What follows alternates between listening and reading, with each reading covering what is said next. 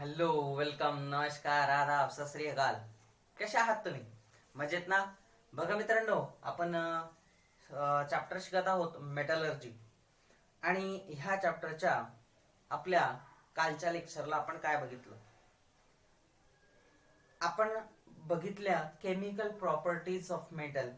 ह्यामध्ये electropositive metals are electropositive in nature because they gives their outermost electron, that is 1 2 or 3 electrons, to other, and that's why they acquire positive charge on them, called electropositive elements. Sodium, magnesium, aluminium. Sodium having one positive charge by giving one electron, magnesium having two positive charge by giving two electrons, while aluminium have three positive charges by giving three electrons. Then metals, when react with oxygen, they form metallic oxide, and these metallic oxides are basic in nature. That also we study in the last lecture. When metals are react with oxygen, they form metallic oxide. The example was sodium. When react with oxygen, it forms sodium oxide. Magnesium, when react with oxygen, it forms magnesium oxide. When this sodium oxide treated with water, it forms sodium hydroxide, which is a basic in nature. While magnesium oxide, when react with water, it gives magnesium hydroxide. So metallic oxides are basic in nature. That conclusion we have drawn in the last lecture. In today's lecture, we are going to see the next reaction, chemical reactions of the metal. So the next component is water. Reaction of metal with water. आजच्या लेक्चरला आपण reaction with water हे घेणार आहोत. Page number 94 वरती दिलेलं आहे reaction with water. Exam apparatus आपल्याला याच्यासाठी पाहिजे beakers. Chemicals, sample of various metal. Important note, sodium metal should not be taken. इथं सोडियम मेटल घ्यायचं नाही तुम्हाला. याचं कारण आहे, सोडियम हा ऍटमॉस्फिअर मध्ये आग पकडतो, हायली रिएक्टिव्ह आहे. पाण्यामध्ये त्याचा डायरेक्ट ब्लास्ट होतो. As soon as it is come in contact with water, it blast. त्याच्यामुळे खूप हानी होण्याची शक्यता आहे, दुर्घटना होण्याची शक्यता आहे. त्याच्यामुळे सोडियम कधीही पाण्यासोबत वापरायचं नाही. पाण्याची अभिक्रिया असताना सोडियमचा उपयोग करायचा नाही. Then water procedure. Drop a piece of each of the metal in the separate beakers, filled it with a cold water. Which metal reacts with water? Which metal floats on water? Why? Prepare a table with reference to above procedure and note your observation. Sodium and potassium metals react rapidly and vigorously with water and liberates the hydrogen gas. So they cannot be taken as a activity. यांना तुम्ही activity मध्ये घेऊ शकत नाही. त्याच्यानंतर reactions. बघा मित्रांनो, metals आपल्याला घ्यायचे, त्यांची अभिक्रिया वॉटर सोबत करायची आहेच. परंतु काही मेटल्स आहेत जे अत्यंत तीव्र अभिक्रियाकारक आहे, म्हणून त्यांना घ्यायचं नाहीये, जसं की सोडियम आणि पोटॅशियम. बाकीचे इलेमेंट, बाकीचे मेटल तुम्ही घ्या, त्यांचे छोटे छोटे तुकडे हे एका बीकर मध्ये घ्या आणि त्याच्यामध्ये थंड पाणी टाका. त्या बीकर मध्ये कोणत्या मेटलची अभिक्रिया ही पाण्यासोबत होतीये हे तुम्हाला नोट डाऊन करायचंय. कोणता मेटल पाण्यावरती तरंगतो हे सुद्धा तुम्हाला बघायचंय. Which metal floats on the water, हे ना, असाही प्रश्न तुम्हाला विचारलेला आहे. तर सगळ्यात पहिले आपण बघूयात जी तुम्हाला अभिक्रिया घ्यायची नाहीये, करायची नाहीये, ती बघा. When sodium react with water, it forms sodium hydroxide and liberated hydrogen gas. This hydrogen gas, which is liberated during this reaction, and NaOH created large amount of heat, and as soon as the hydrogen gas is liberated, it catches the fire. Hydrogen हा जो gas आहे हा पटकन आग पकडतो, ज्वलनशील gas आहे, आणि ही गॅस हाय टेम्परेचरला जे तिथे सोडियम हायड्रॉक्साईड तयार होतो तेव्हा तयार होतो. त्याच्यामुळे सोडियमचा उपयोग कधीही पाण्यासोबत करू नये. मग बघा रिएक्शन बॅलन्स आहे का, 2 ॲटम सोडियमचे, 2 ॲटम सोडियमचे. त्याच्यानंतर बघा 2 atoms of oxygen, 2 atoms of oxygen झाले. आता इथे बघा बेदुने 4 ॲटम्स आहे हायड्रोजनचे, पैकी 2 हायड्रोजन यांचे ॲटम इथं वापरले 2x है ना, आणि बघा हायड्रोजन गॅस लिबरेट होतो. The same reaction is happening with potassium. Twice of K react with water, it gives potassium hydroxide, which also liberate a large amount of heat, and hydrogen gas is liberated during this reaction, which ultimately catches the fire. So both sodium and potassium actually do not use in a reaction with water because they are highly reactive. They causes an accident. मग इथं सुद्धा reaction balance आहे का checkout करून घ्या एकदा. Yes, the reaction is balance. Obviously, the physical state of the reactants are sodium and potassium are solid in state. Water is present in a liquid. Sodium hydroxide and potassium hydroxide, they are also aqueous, means they are dissolved in water, so they are called as aqueous. And obviously, hydrogen is a gas which is liberated during this reaction. Now, move further and take a reaction of calcium. On the other hand, calcium react with water slowly and less vigorously. The hydrogen gas released in this reaction collects on the surface of the metal in the form of bubbles, and the metal floats on the water. ज्या वेळेस तुम्ही कॅल्शियमचे तुकडे, कॅल्शियमचे pieces हे पाण्यामध्ये टाकणार तेव्हा काय होईल माहितीये का, या कॅल्शियम मेटलची रिएक्शन पाण्यासोबत होईल अत्यंत हळुवारपणे. अत्यंत हळुवारपणे पाण्याशी रिएक्शन झाल्यानंतर या कॅल्शियमच्या सरफेसला, म्हणजे कॅल्शियमचा जो मेटलचा तुकडा टाकलेला आहे त्याच्या सरफेसला, त्याच्या पृष्ठभागावर पाण्याचे बुडबुडे तयार होतील, गॅसचे बुडबुडे तयार होतील. कोणत्या? हायड्रोजनचे. आणि या बुडबुड्यांमुळे, आता तुम्हाला माहितीये कोणत्याही पृष्ठभागावर बुडबुडा तयार झाला तर त्या बुडबुड्यामध्ये काय असते? हवा असते, आणि हवा ही पाण्यापेक्षा अर्थात हलकी असते. त्याच्यामुळे हलकी असल्या कारणाने तो बुडबुडा वर येण्याचा प्रयत्न करतो पाण्यामधून, आणि अर्थात तो कॅल्शियमला देखील त्याच्यासोबत वर उचलतो. म्हणजेच काय तर कॅल्शियम हा मेटल थोड्याच वेळानंतर तुम्हाला दिसेल की तो पाण्यावरती तरंगायला लागेल. रिझन, त्याच्या सरफेस वरती बुडबुडे तयार होतात. कशाचे? हायड्रोजन गॅसचे. रिएक्शन जरा बघून घेऊया आपण. बघा, ट्वाइस ऑफ Ca, कॅल्शियम हा metal, twice of Ca plus water. किती वॉटरचे मॉलिक्यूल पाहिजे आपल्याला इथे? Yes, for balancing the reaction we require 2 molecules of water, 2H2O. काय तयार होईल बघा? CaOH2, 2 molecules of calcium hydroxide, 2 molecules of calcium hydroxide, and from this hydrogen gas is liberated. याच्यातून कोणता गॅस लिबरेट होतो? हायड्रोजन गॅस लिबरेट होतो. मग हा जो हायड्रोजन गॅस आहे ना, हा कॅल्शियमच्या, म्हणजे जो कॅल्शियम हायड्रॉक्साईड तयार झालेला आहे, कॅल्शियम तयार झालेला आहे, याच्या सरफेसला स्टिक होतो आणि तो त्या मेटलला वर उचलतो. म्हणून बघा, हा प्रश्न जर तुम्हाला आला तर त्याचं तुम्हाला उत्तर लिहिता आलं पाहिजे. Which metal floats in water when it react with water? कोणता असा धातू आहे जो पाण्याशी अभिक्रिया होत असताना पाण्यावरती तरंगतो? तर त्याचं उत्तर आहे calcium. Calcium when react with water, it slowly reacts with water, which liberated hydrogen gas. The bubbles of hydrogen gas stick with the surface of this calcium, and hence the density of the calcium metal becomes less, and it floats on the surface of the water. हे बुडबुडे पाण्याचे stick होतात कशाशी? Calcium मेटलशी, आणि ते त्या कॅल्शियमला वर सरकवतात, म्हणजेच काय होतं? ते पाण्यावरती तरंगायला लागतो. नेक्स्ट रिएक्शन बघा, please see the next reaction. The metals aluminium, iron and zinc do not react with cold water or hot water, but they react with steam to form their oxide. Hydrogen gas is release from this reaction. Aluminium झालं, iron झालं आणि zinc झालं.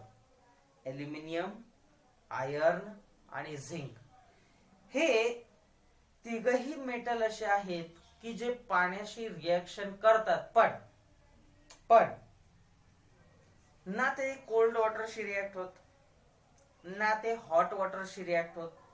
त्यांना react होण्यासाठी steam पाहिजे, वाफ पाहिजे पाण्याची, थोडक्यात हाय टेम्परेचर पाहिजे. मग ते वाफेसोबत रिॲक्ट होतात. तर त्यांची रिॲक्शन कशी होते ते बघा. मग वाफेसोबत रिॲक्ट झाल्यानंतर हे सुद्धा हायड्रोजन गॅस याच्यातून काय करतात, लिबरेट करतात. कोणता गॅस लिबरेट करतात, hydrogen gas. Please see, twice of Al plus thrice of H2O, it gives Al2O3 plus H2, hydrogen gas is liberated.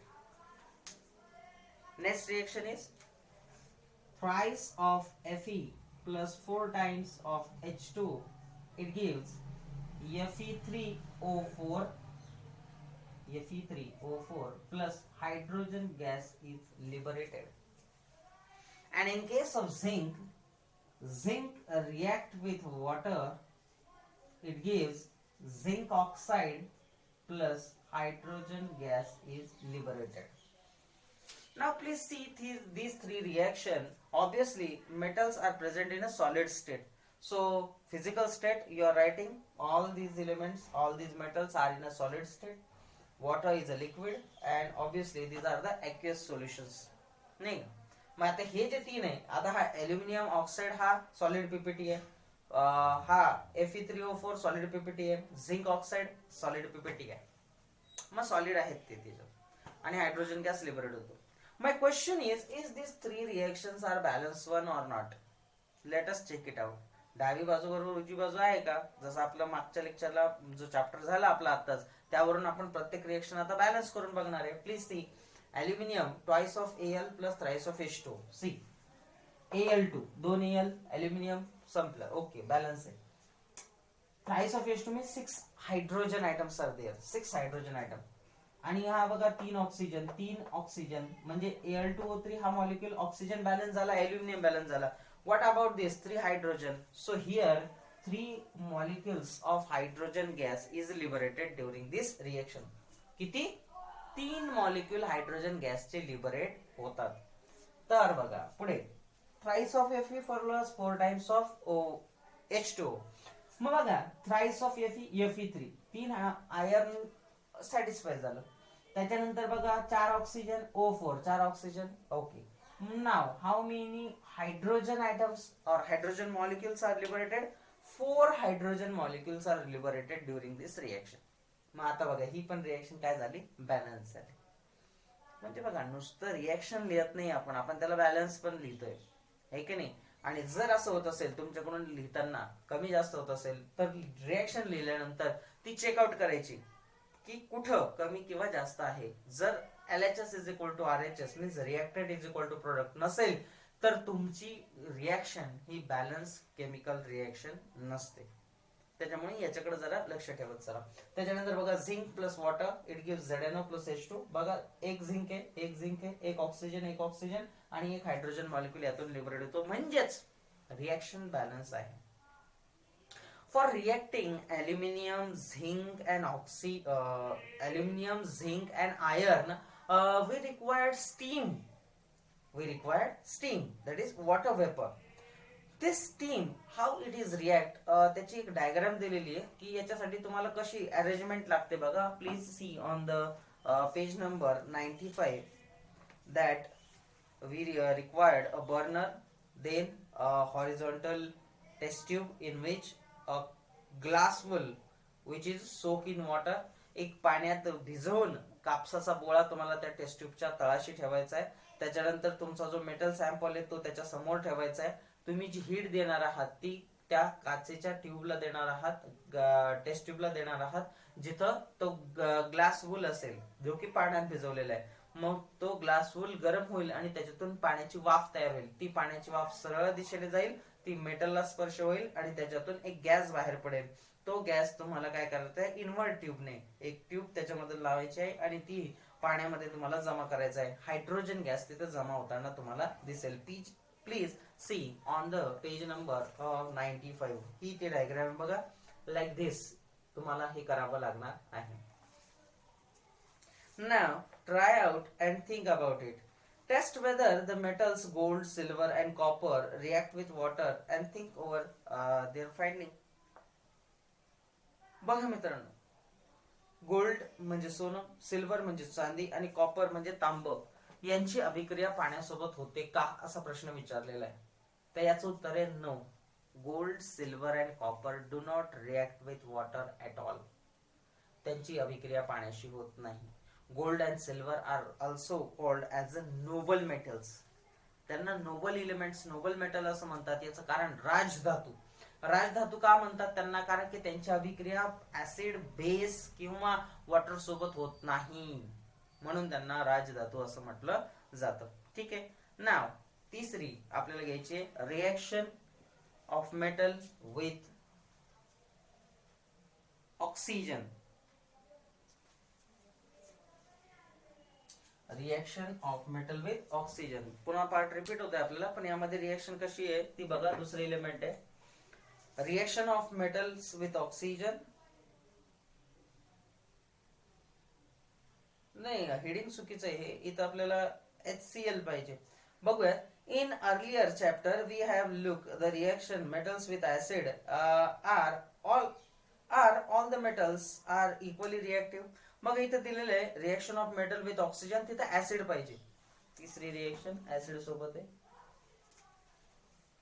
C reaction of metal with acid. कशा सोबत reaction? Acid सोबत.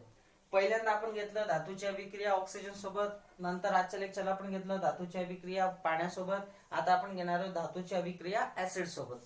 याच्यामध्ये बघा, when samples of the aluminum, magnesium, iron or zinc are treated with dilute sulfuric acid or hydrochloric acid, sulfates or chlorides, salts or of metals are formed. Hydrogen gas is liberated in this reaction. The reactivity of these metals can be indicated by the following sequence. Magnesium is more reactive than aluminum, aluminum is more reactive than zinc, and zinc is more reactive than iron.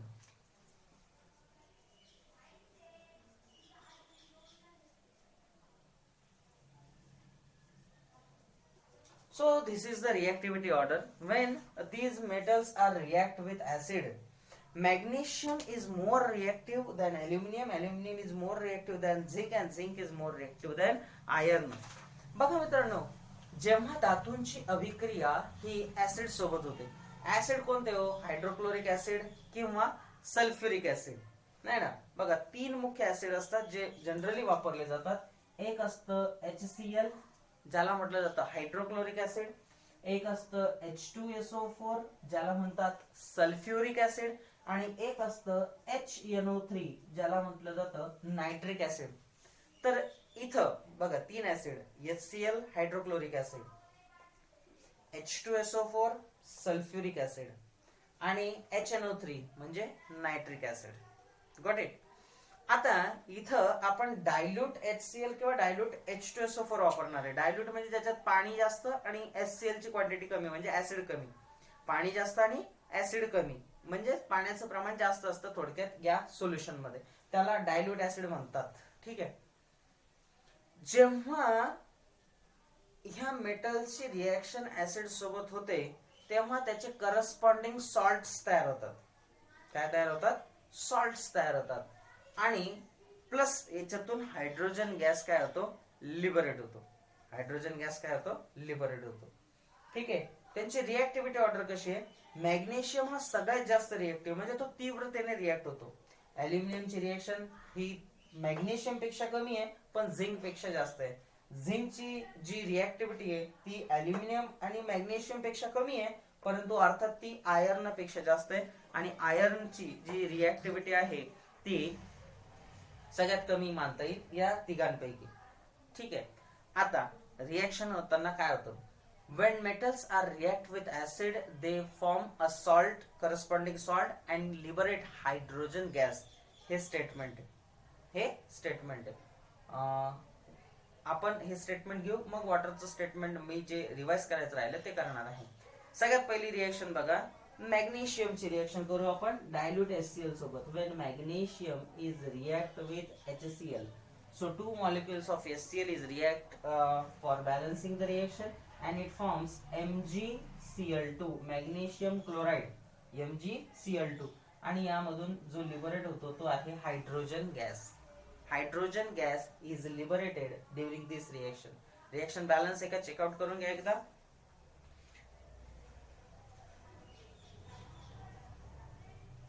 Next बघा, twice of Al, aluminium, is react with 6 molecules of HCl, 6 molecule hydrogen chloride चे. काय मिळेल आपल्याला? twice of AlCl3 plus thrice of H2 gas is liberated. बघा, 2 Al, 2 Al, 2 aluminium, त्याच्यानंतर बघा Cl3, 3 chlorine, पण 3 2 6 chlorine atom झाले. इथे बघा 6 HCl म्हणजे 6 क्लोरीन आहे. त्याच्यानंतर बघा 6 hydrogen, 3 2 6 hydrogen. Reaction is balance one. वरची रिएक्शन पण बॅलन्स आहे. In case of iron, see when iron react with HCl, 2 molecules of HCls are required, and how the reaction forms? FeCl2 plus hydrogen gas is liberated. FeCl2 plus hydrogen gas is liberated.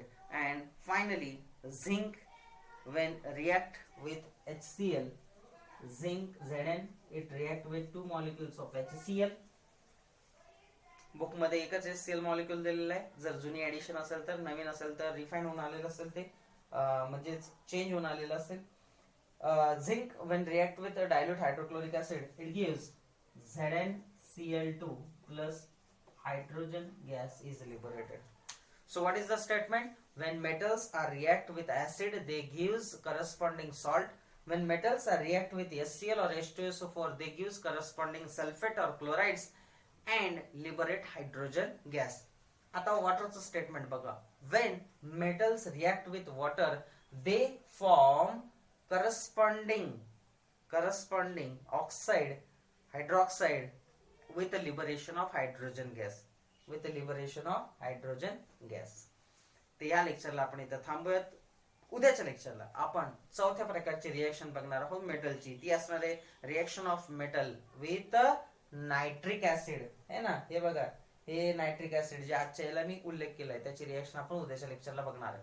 भेटूयात उद्याच्या लेक्चरला. तोपर्यंत घरातच राहा, सुरक्षित राहा आणि शिकत राहा. शिकणं थांबवू नका. धन्यवाद.